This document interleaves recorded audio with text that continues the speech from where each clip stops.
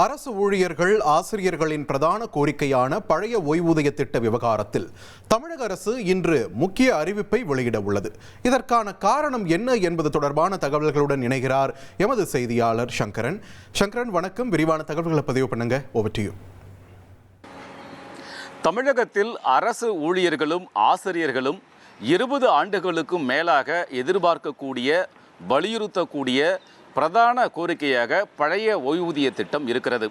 இத்தனை ஆண்டுகளாக அந்த திட்டம் சார்ந்த அறிவிப்பு வெளிவராத சூழலில் திமுக அரசு அமைந்த பிறகும் கூட 4.5 ஆண்டுகளுக்கும் மேலாக இது சார்ந்து முடிவு எடுக்கப்படாத ஒரு சூழலில் தற்போது இந்த திட்டம் தொடர்பான ஒரு புதிய அறிவிப்பை முதலமைச்சர் மு.க.ஸ்டாலின் அவர்கள் இன்னும் சற்று நேரத்தில் வெளியிட இருக்கிறார்.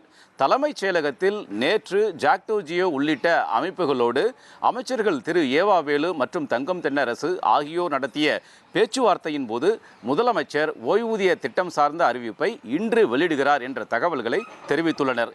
இதன் காரணமாக முதலமைச்சர் அறிவிக்கப் போகும் ஓய்வூதிய திட்டம் சார்ந்த எதிர்பார்ப்பு அரசு ஊழியர்கள், ஆசிரியர்கள் மத்தியில் வெகுவாக எழுந்திருக்கிறது.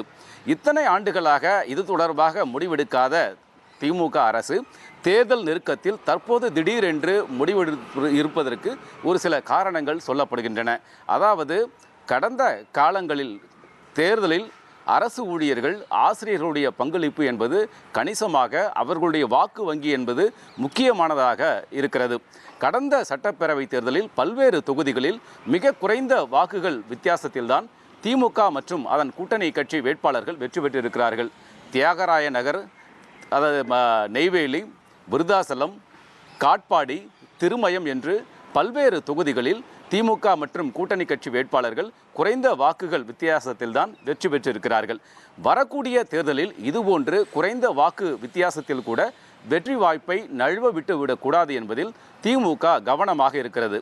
எனவே இந்த வரக்கூடிய தேர்தலில் அரசு ஊழியர்கள், ஆசிரியர்களுடைய வாக்குகளை பெறக்கூடிய வகையில் அவர்களுடைய கவனத்தை திமுக அணிபக்கம் திருப்பக்கூடிய வகையில்தான் தற்போது இந்த ஓய்வூதிய விவகாரத்தில் அதிரடி முடிவை எடுத்திருப்பதாக அரசு வட்டாரங்கள் தெரிவிக்கின்றன. இன்னும் சற்று நேரத்தில் முதலமைச்சர் இது தொடர்பான அறிவிப்பையும் வெளியிட இருக்கிறார். தமிழகத்தை பொறுத்தவரை அரசு ஊழியர்கள், ஆசிரியர்கள், ஓய்வூதியதாரர்கள் என்று 15 லட்சம் பேர் இருக்கிறார்கள். இவர்களுடைய குடும்பங்களில் தலா 3 வாக்காளர்கள் என்று எடுத்துக்கொண்டாலும் கூட 45 லட்சத்திற்கும் அதிகமானவர்கள் இருக்கிறார்கள். இந்த நிலையில் இவர்களுடைய பங்களிப்பு என்பது வரக்கூடிய தேர்தலில் முக்கியமானதாக இருக்க போகிறது. மேலும் இந்த தமிழக அரசு அறிவிக்கக்கூடிய ஓய்வூதிய திட்டமானது தேர்தலில் மிகப்பெரிய ஒரு மாற்றத்தை ஏற்படுத்துமா, திமுக அணிக்கு ஆதரவை தருமா என்பதை பொறுத்திருந்துதான் பார்க்க வேண்டும். அதே நேரத்தில் ஆசிரியர் தகுதி தேர்வை முடித்து வேலைவாய்ப்பிற்காக எதிர்பார்த்திருக்கக்கூடிய பட்டதாரிகள், பகுதி நேர ஆசிரியர்கள், தொகுப்பூதிய பணியாளர்கள் என்று மேலும் சில லட்சம் பேர் அரசுடைய கோரிக்கையை அரசு நிறைவேற்றுமா என்ற எதிர்பார்த்து காத்திருக்கிறார்கள்.